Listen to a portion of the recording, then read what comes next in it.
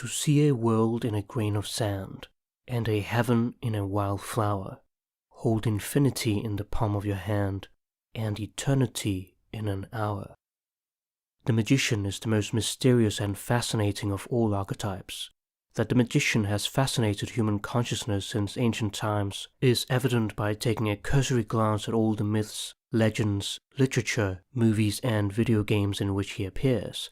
In literature, he often appears as a wise old man, a seer, a hermit, or a madman living far away from civilization and in contact with nature, animals, and the numinous. The magician is a person who has gained access to esoteric or occult, hidden knowledge, bringing the spiritual to the material. He has what the English visionary artist William Blake calls fourfold vision. It is a glimpse of eternity, whereby the smallest things in the world holds a cosmic significance. Thus, the magician has a deep relationship with the unseen realm, which coexists with us, but on a different level of reality or consciousness. The magician is the mentor or guide to his people, and even to the king. In all the times when a king became possessed by his anger and wanted to punish others unjustly, the magician, with measured and reasoned thinking, would reawaken the king's conscience and good sense by releasing him from his tempestuous mood.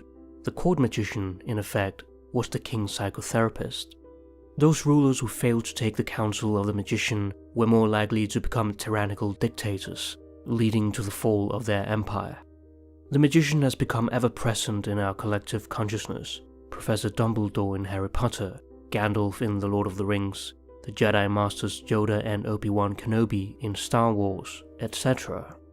Early in the hero's journey, the young hero receives assistance from his mentors who have magical powers, so that he may gain knowledge and practical skills to overcome his dragon, and gather the gold and share it with his people, allowing the hero to mature into manhood.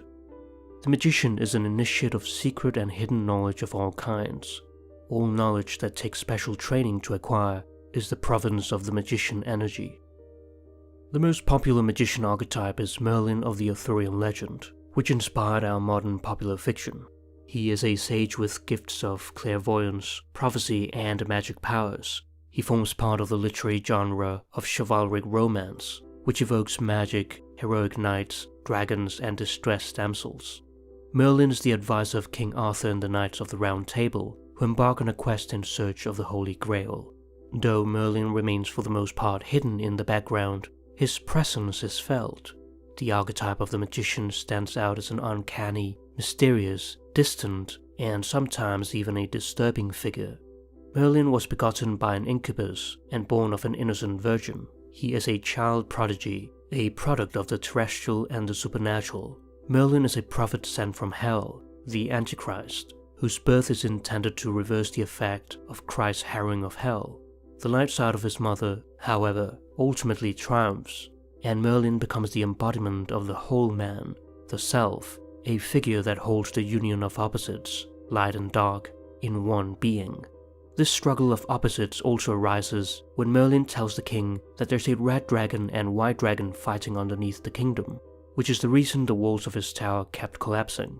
This is something that people were unconscious of, but which they felt nonetheless. Merlin possesses the ability to see into the depths and to diagnose the roots of a problem that cannot or will not be seen on the surface. Before the Arthurian legend, however, Merlin had roots in Welsh mythology as the bard Myrddin the Wild, who had gone mad after being involved in a war and fled civilization to become a wild man of the woods, a reference, perhaps, to the Roman invasion of the Druids in ancient Celtic cultures. After Merlin vanished from the world into the forest, people still hear his cries, so the legend runs, but they cannot understand or interpret them. The figure of Merlin arises from the tension between paganism and Christianity. The Swiss psychiatrist and psychoanalyst Carl Jung writes, "The magician has preserved in himself a trace of primitive paganism.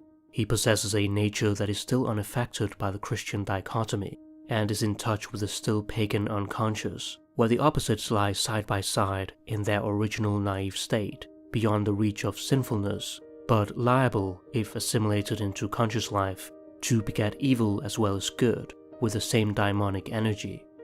Therefore, he is a destroyer as well as a savior, This figure is therefore preeminently suited to become the symbol carrier for an attempt at unification.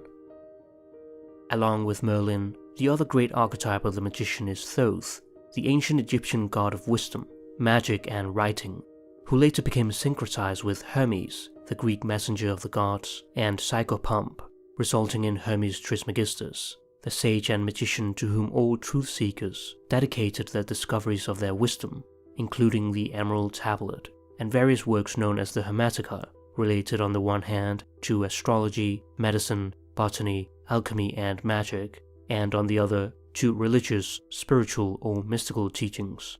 Hermetic writings contain a great deal of magic, as is seen in the Greek magical papyri, which shows a collection of hundreds of spells, formulae, rituals, and hymns that span nearly every situation imaginable, and the Chironides, which illustrates the secret forces of nature and how they can be learned and magically used to ensure success, protection, and healing.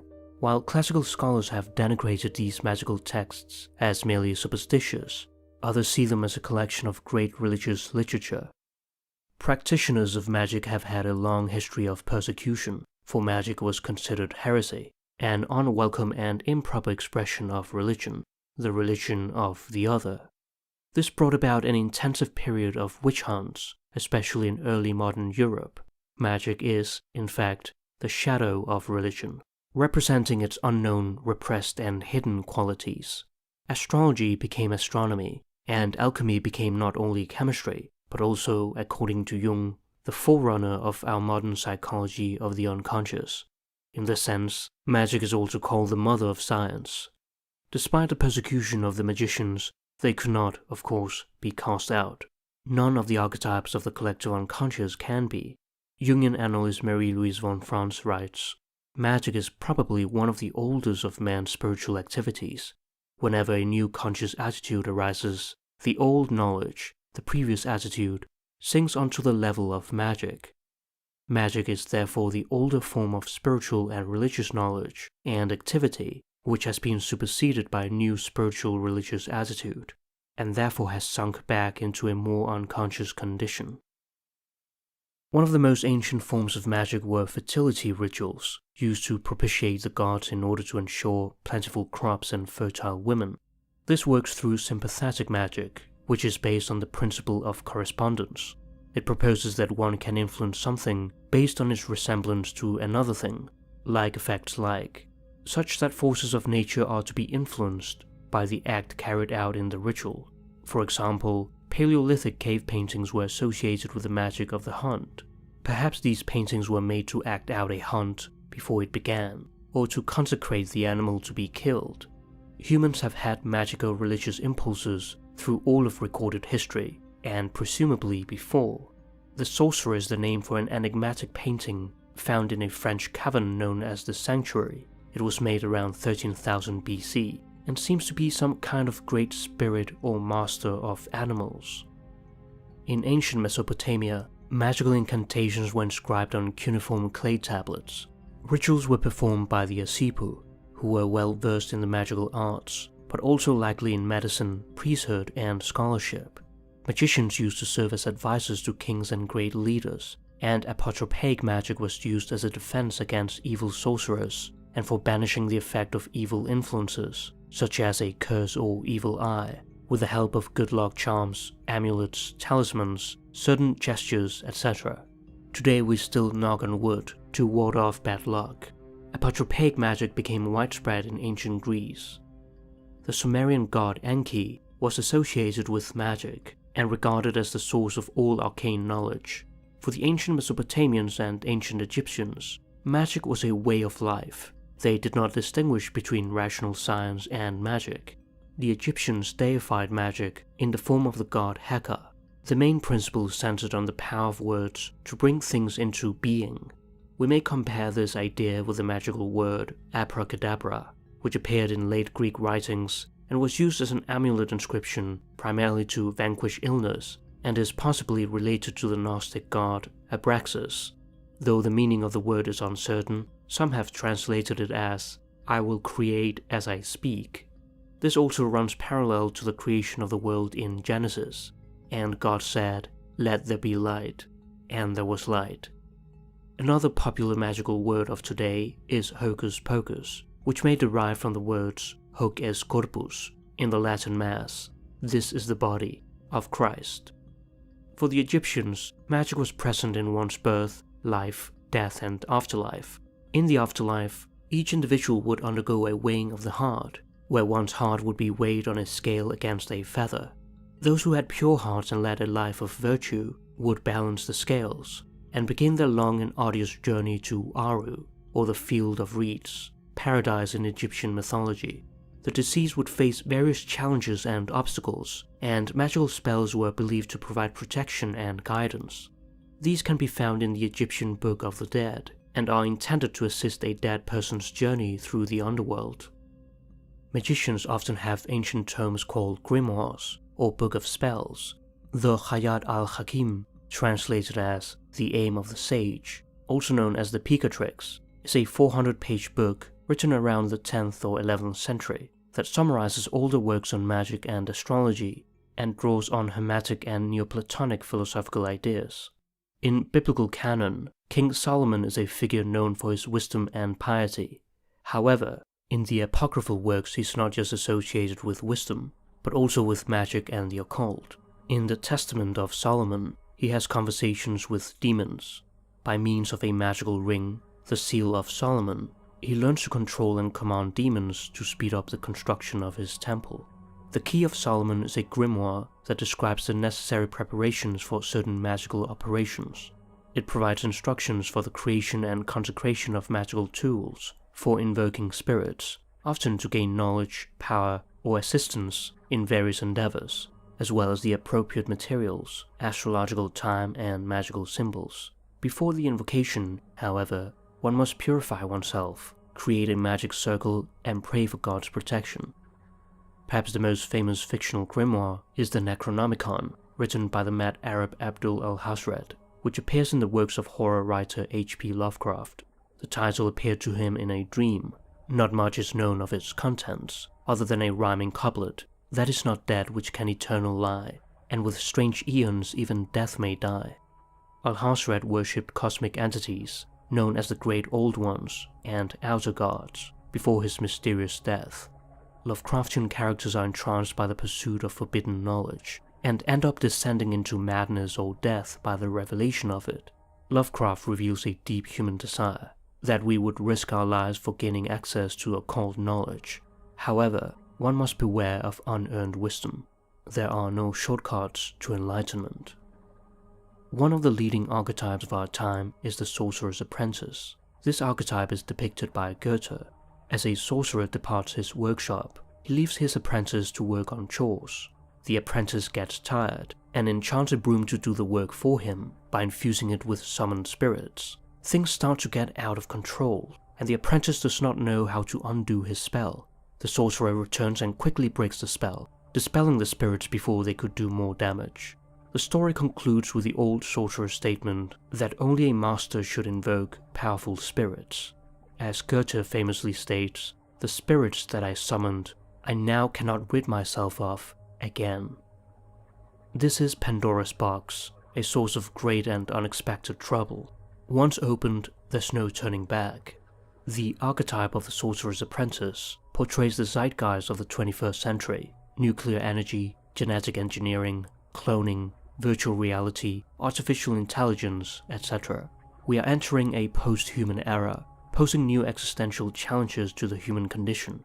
We have built a system which we cannot live without, and yet the individual within the system can be done away with.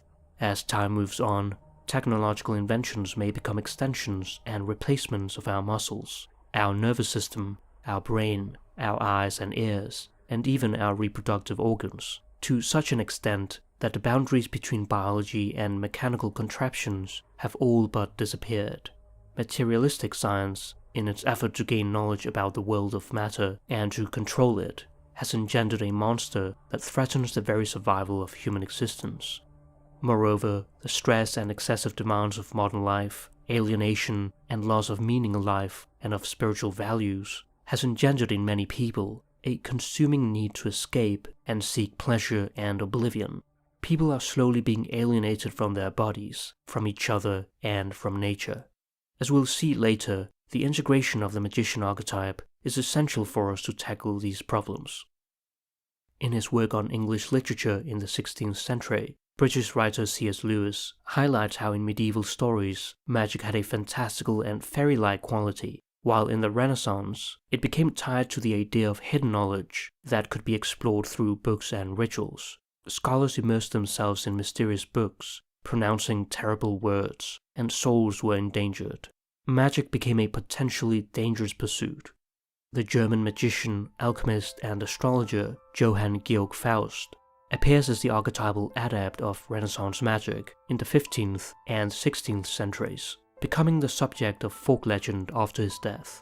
In works of fiction, Dr. Faust appears as a man who grows weary of human knowledge and concludes that only magic is worth learning. He signs a blood pact and sells his soul to the devil in exchange for magical powers for a number of sad years. At the end of the contract, however, he's carried off to hell. Heinrich Cornelius Agrippa's views on magic were revolutionary in this period, and in his 3 books of occult philosophy, he exposed the powers of magic and its relationship with religion, rejecting forbidden forms of sorcery. His work is inspired by the Kabbalistic and Hermetic magic of Marsilio Ficino and Giovanni Pico della Mirandola, where the magician's task is to explore the secrets of nature to reveal the wonder of God's work and to inspire more ardent love of the Creator. The Swiss alchemist and physician Paracelsus combined medicine with magic and led a medical revolution. He introduced elemental beings and viewed the cosmos as interconnected, assigning spiritual significance to natural elements. John Dee was an English mathematician, astronomer, and magician who served as advisor to Queen Elizabeth I. He amassed one of England's biggest libraries, which attracted many scholars. Together with Sir Edward Kelly, an occultist and scryer or crystal gazer, they created the angelical or Enochian language, supposed to have been revealed to them by angels during their mystical interactions. Alchemy found a resurgence in this period as well. According to legend, Nicolas Flamel, a French scribe, had discovered the Philosopher's Stone and attained immortality. A notable work is the 12 Keys, attributed to Basil Valentine, likely a pseudonym used by one or more German authors, and published by Johann Tulder in 1599. It presents an allegorical description of 12 steps by which the Philosopher's Stone may be created, allowing one to turn base metals into gold. Mercury, the Roman counterpart of Hermes, is another figure of wholeness who is crucial in alchemy, as he represents the Philosopher's Stone. Jung writes, Mercurius stands at the beginning and end of the work. He is metallic, yet liquid, matter, yet spirit, cold, yet fiery, poison, and yet healing draught, a symbol uniting all the opposites. Historians have distinguished between low magic and high magic. Low magic is folk magic, often associated with simple spells, charms, and witchcraft. It is also called goetia, and was seen as fraudulent or deceptive magic, as opposed to high magic or theurgy, which was regarded as divine magic. We may also distinguish between white magic and black magic. White magic is the use of the powers of nature and of the mind for the service of good. It is selfless and virtuous.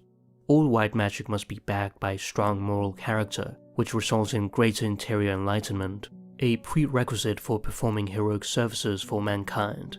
The white magician does not identify himself as the holder of magical power, but rather as a conduit for the divine power, which makes this service possible. The end of all wisdom is to understand the deep relationship between the human being and his creator, and this relationship is agape, the highest form of love, which is selfless and sacrificial, committed to the well-being of others. As soon as one enters into moral decay and uses magic for egotistical purposes, it becomes black magic, a source of fear and dread. The black magician abuses his power for his own selfish gain, in order to control others or inflict harm on others. Thus, when a thing is done to help someone, it is white magic. When it is done for harmful purposes, it is black magic. Jung writes, magic exercises a compulsion that prevails over the conscious mind and will of the victim. An alien will rises up in the bewitched and proves stronger than his ego. The only comparable effect capable of psychological verification is that exerted by unconscious contents, which by their compelling power demonstrate their affinity with or dependence on man's totality. Magician, wizard, and sorcerer are often used as synonyms, though there are subtle differences between them. Generally speaking, a magician refers to anyone who practices magic. A wizard is typically a wise old man that has studied the magical arts over a long period of time, and a sorcerer either has an innate gift of magic or has gained magical power through making pacts with supernatural entities, which is usually associated with witchcraft and voodoo. Enchanters are known for their ability to cast spells, often involving magical objects, charms, and talismans, while necromancers use magic for communicating with the dead and summoning their spirits for the purpose of foretelling future events or discovering hidden knowledge. The mysterious druids in ancient Celtic cultures left no written accounts, though the earliest reference to them date to the 4th century BC. The 1st century BC Greek scholar Alexander Polyhistor referred to the druids as philosophers who were inspired by Pythagoras, the immortality of the soul, and metempsychosis, the transmigration of the soul, especially its reincarnation after death.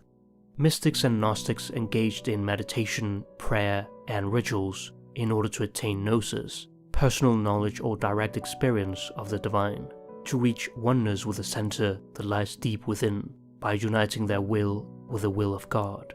Thy will be done. The shaman is widely present in certain Siberian and Native American tribes. He owes his powers to mystical communion with the world of spirits, making him, as Mircea Eliade puts it, a technician of the sacred. The shamanic call involves some kind of illness or psychic crisis. After going through this ordeal and curing himself, the shaman is capable of healing others. If we're able to go through the dark night of the soul, we are illuminated by an inextinguishable spark, the font of all light. All the darkness in the world cannot extinguish the light of a single candle. The shaman is not only a medicine man who picks the right herbs and ingredients to make a healing concoction for curing physical illness, but also guards his community from loss of soul. Shamanism can be seen as the oldest system of healing known in the world. Von Franz writes, "The roots of both priesthood and psychotherapy lie in the primitive phenomenon of shamanism and the existence of medicine men. Priests often serve as spiritual leaders within their religious ceremonies and are responsible for conducting rituals within their faith tradition, as well as acting as intercessors between the human and the divine. The rites of exorcism, doctrine of transubstantiation, access to holy water and blessed herbs could be conceived as magical practices. The analytical psychologist is like a modern shaman who seeks to heal a patient and teach him or her about the importance of dreams, which are the essential guides in bringing our unconscious contents into consciousness, in order to progress towards the self, the total personality. The self is represented by the sacred symbol of the mandala, a magic circle which is found all over the world. It appears in connection with chaotic states of disorientation and has the purpose of reducing the confusion to order as it expresses balance and wholeness. Patients often emphasize the beneficial or soothing effect of such pictures, as if they possessed a magical significance. All magic, miracles, and parapsychological happenings seem to have one theme in common, namely, an attitude of hopeful expectancy on the part of the participants. This is also known as the archetype of the miracle or the archetype of the magic effect. Many of the founders of the great religions often performed miracles. Jesus would make the person whom he healed a participant in the healing. Your faith has healed you. One might say that miracles can only happen in response to a need transcending the ego. For example, in the Bible, Moses strikes water from a rock to quench the thirst of his people. This miracle is not a prideful trick or ego trip from the magician, but rather a compassionate act. There are many cases of people avoiding terrible accidents by hearing a voice out of nowhere, for example, telling one to get off the road, only for there to be a major accident shortly after, as if one was warned by one's guardian angel. We have no explanation for such events, but they affect us profoundly. The magician is responsible for these seemingly miraculous eruptions into our everyday world of space and time, cause and effect, which Jung calls synchronicity. The magician gives us unexpected glimpses of the transcendent world, offering a numinous experience that temporarily suspends our rational beliefs and our superfluous worries. Psychologically, the magician is the archetype of transformation, transforming old realities into new ones. He is capable of transforming reality by changing consciousness. He is the archetype of self-realization par excellence. The magician aids us in our lifelong task of attaining a higher level of consciousness and of recognizing that higher power which is greater than ourselves. We are always in a process of transforming ourselves, others, and the objects in the world around us. For the magician, matter is energy and energy is matter. As the law of conservation of energy states, energy can neither be created nor destroyed. It can only be transformed from one form to another. The same might be applied to the eternal and immortal soul. Often everyday people unknowingly use the basic principles of magic and never think they are doing magic. We have all probably known people who emanate caring and peace, and sometimes we can feel better just by standing next to them. Conversely, we all know people whose inner world is chaotic and desperate, and that inner state affects people around them. The magician has control over the mystical laws, which are mirror reflections of the physical laws, as the Emerald Tablet teaches us, as above, so below, and as below, so above, to accomplish the marvels of the one work. The magician realizes that at a fundamental level, there exists a transcendent unitary world where inner and outer reality coexist, known as the Unus Mundus, the one world. The magical and sacred plane is not something that is above us and is inaccessible. On the contrary, it is immanent in ourselves, others, and the cosmos. The magician archetype provides a sense of connectedness with the whole, and an understanding that what is within us contains all that is outside ourselves. The microcosm and macrocosm mirror one another. Sometimes, the simplest of things contain the greatest magical effect. Our world is full of magic and wonder for those with eyes to see, and it is up to us to awaken ourselves to the true beauty of life. The order that we establish in our inner world corresponds to order in the external world. Thus, if we want a peaceful world, we must start with becoming peaceful ourselves. As we ourselves become healthier and more alive, each of us sets in motion a ripple effect in others. This expresses a fundamental truth that is shared by almost all the world religions. It is the golden rule: do to others as you would have them do unto you. Love thy neighbor as thyself. In the ancient Sanskrit epic poem, the Mahabharata, it is written, "One should never do that to another which one regards as injurious to one's own self." This, in brief, is the rule of Dharma. While Dharma expresses a virtuous life, the principle of karma supposes a relationship of cause and effect, whereby people's actions or deeds influence their future, as well as their rebirth. There appears to be a fundamental law of universal equilibrium in nature, so that what you do to others will come back to you. That is the divine energy inherent in every human being. As Newton's third law states, for every action, there is an equal and opposite reaction. We are not only made to live in harmony with each other, but also interconnected with each other in a metaphysical sense. The Stoic philosopher and emperor Marcus Aurelius states, "What injures the hive injures the bee." When a man does wrong to another man, they are hurting themselves. What you do to others will come back to you, and this may go beyond our physical existence. In Hindu and Buddhist cosmology, Indra's net is an infinite cosmic net which contains a single glittering jewel in each eye of the net. And since the net itself is infinite in dimension, the jewels are infinite in number. Moreover, if we were to inspect and closely look at one of these jewels, we will discover that in its polished surface there are reflected all the other jewels in the net, infinite in number. Not only that, but each of the jewels reflected in this one jewel is also reflecting all the other jewels ad infinitum. The shamans perceive the world as a vast web of energy, to which all living beings are connected, the anima mundi, and the Melanesian and Polynesian cultures speak of mana, which is the extraordinary and compelling supernatural power which emanates from certain individuals, objects, action, and events, as well as from inhabitants of the spirit world. This concept has been popularized in role-playing games representing energy used to perform magical abilities. Jung writes, "The mana personality is a dominant of the collective unconscious, the well-known archetype of the mighty man in the form of the hero, chief, magician, medicine man, saint, the ruler of men and spirits, the friend of God. So whatever else the magician archetype might be, it is clear that it is one instance of a mana personality.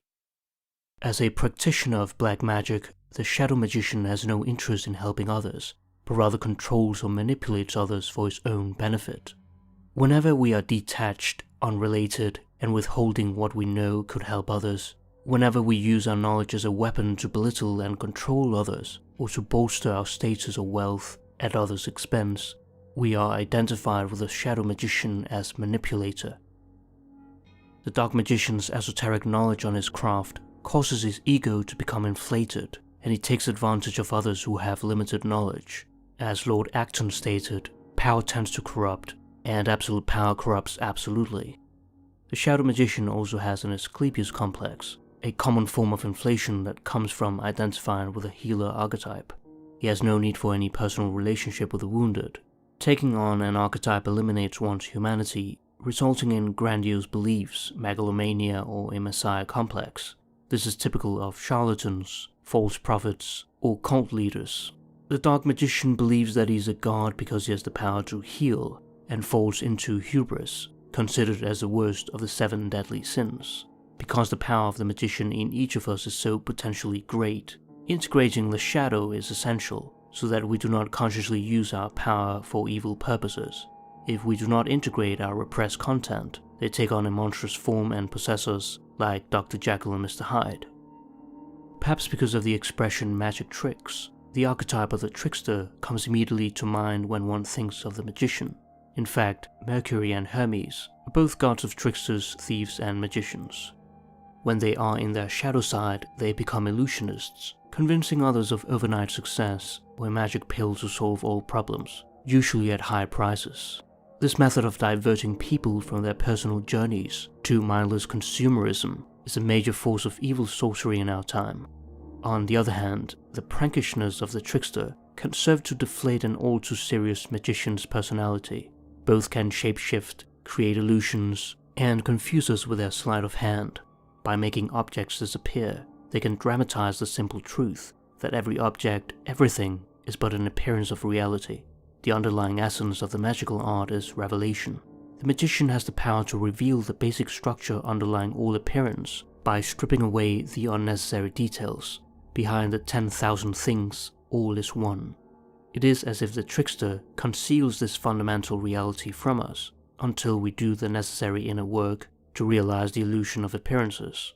This is the veil of Maya, which conceals the true character of spiritual reality, creating the cosmic illusion that the phenomenal world is real. In Hinduism, we are part of the Supreme Being's Leela, divine play. All of reality is the outcome of the divine play of the Supreme Being, revealing the interconnectedness of all existence. The goal is to understand our role in this cosmic game, while realizing that the Atman, true self or essence, is identical to Brahman, unchanging and supreme reality. In Tarot, the magician is assigned number 1, and comes just after the Fool, who has the number 0.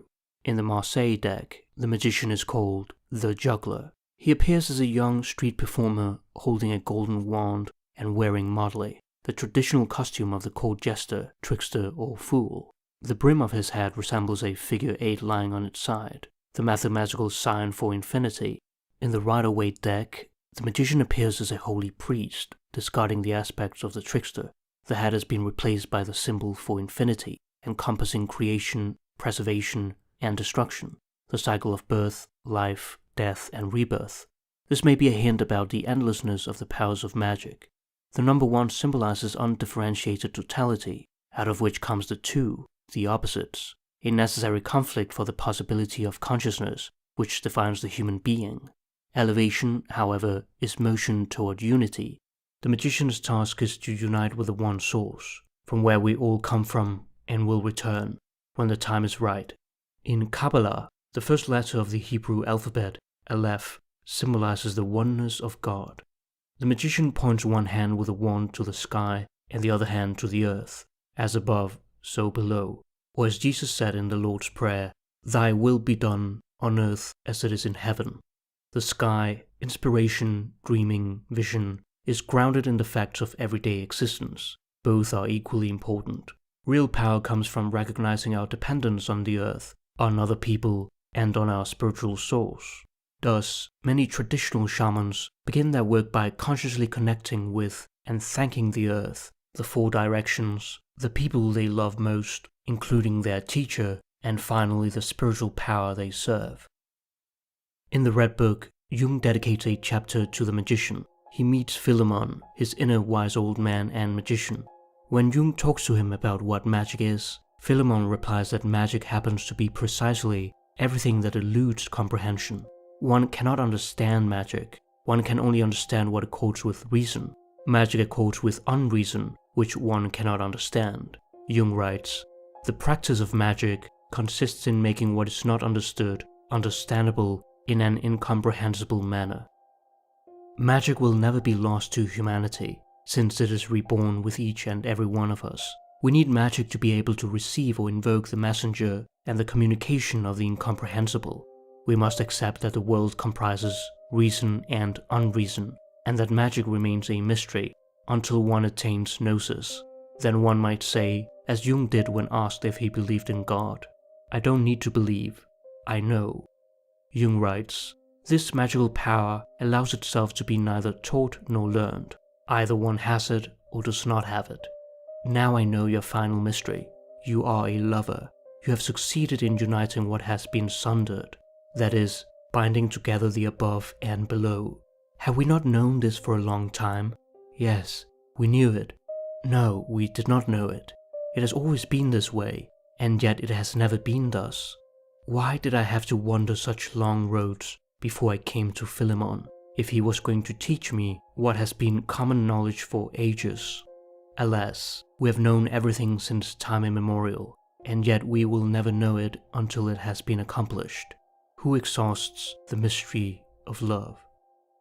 If we listen to our inner voice, conscience, or intuition, despite our awareness that others might think what we are doing is crazy, we awaken the inner magician.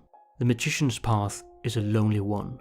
By delving into one's own psyche and inner images, one can bring the unknown into the known, the unconscious into consciousness. That is magic, and that is the purpose of Jungian psychology. When we dedicate time, energy, and resources to something, cooking, music, painting, writing, etc., we're working on integrating the magician archetype, which is part of the individuation process. The magician not only works on perfecting his art for practical purposes, but also has extensive knowledge about it and its connection with one's way of life. Much of our inner negativity results from repression. The issue is not to get rid of it, but to transform it by allowing it to resurface, be acknowledged, and take on a new form. It is possible to learn to transform emotional energy once we learn to feel our feelings fully. We can see this in our personal relationships, when we talk through our pain or anger and come out the other side feeling more intimate and loving than before. When a person opens to feel with another person's pain and move through it with the other person, it is often the case that both feel better in the end. The power of words is evident in psychoanalysis, the talking cure. We know the problems in our outer life reflect our inner state, but it can be very painful when we are incapable of healing ourselves. The highest form of healing is the balance between body, soul, and spirit, good nutrition and exercise, a connection with our innermost self, and staying true to our spiritual source.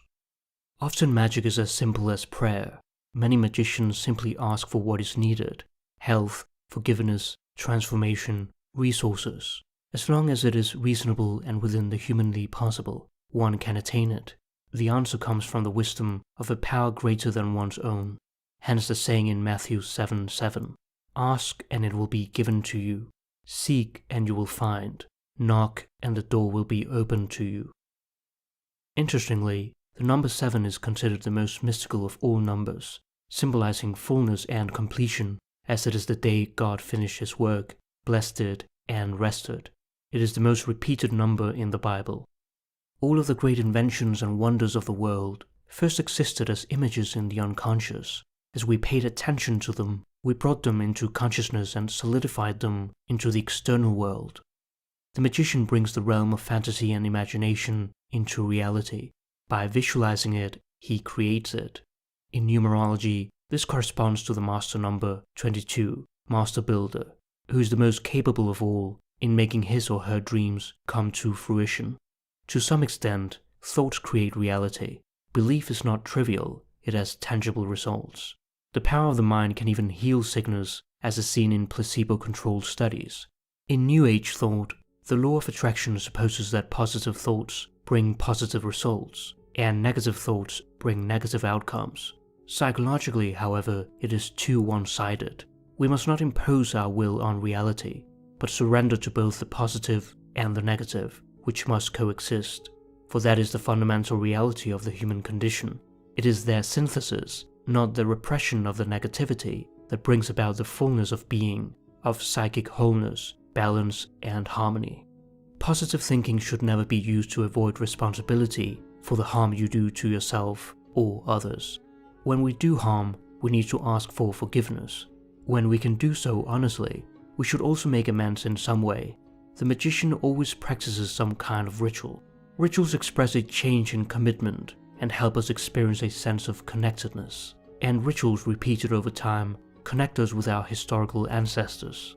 Individuals and traditions differ on the details of such practices: meditation, active imagination, prayer, and theogens, etc.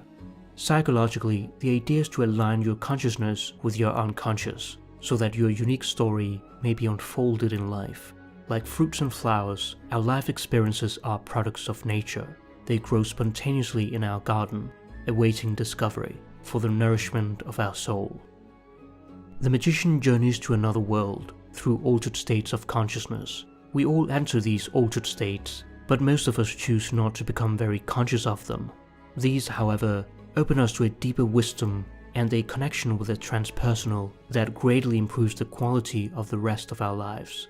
One way to awaken the magician within is simply to become conscious as we enter these other planes of reality. Synchronicities become more frequent. Inner images suddenly materialize in our outer reality without any causal connection, just as if we had conjured them forth, or as if the synchronistic event must hold a special message for us. How one goes about decoding the meaning of such an event is part of the integration of the magician archetype. Many people attempt to meditate and implant favorable images in the unconscious by self-hypnosis or other techniques. However, one cannot manipulate the activities of the unconscious by willpower. The unconscious is, by definition, unconscious. A more useful technique, as has been practiced since ancient times, is to simply observe one's inner thoughts, feelings, and images, and allow whatever pictures to appear in the mind's eye. The inner magician can help us become aware of the visions of power that exist within us, so that we can bring them into reality, or transform the repressed content into something beautiful, for the magician can turn the ordinary into something extraordinary. Our inner images yearn to be born, struggling against our indifference to free themselves from the unconscious, like a stone held captive, waiting to be released by the sculptor. Some artists in this medium say that they do not create their figures. Instead, they simply chisel away all superfluous material, so that the image already implicit in the unconscious can stand free in the stone. Similarly, when we are in a state of masa confusa, of inner chaos, we can delve into the eternal guide within to find the source of our confusion and clear up conflicting urges. If the spectator could enter into these images in his imagination, approaching them on the fiery chariot of his contemplative thought, if he could make a friend and a companion of one of these images of wonder, then would he arise from his grave, then would he meet the Lord in the air, and then he would be happy.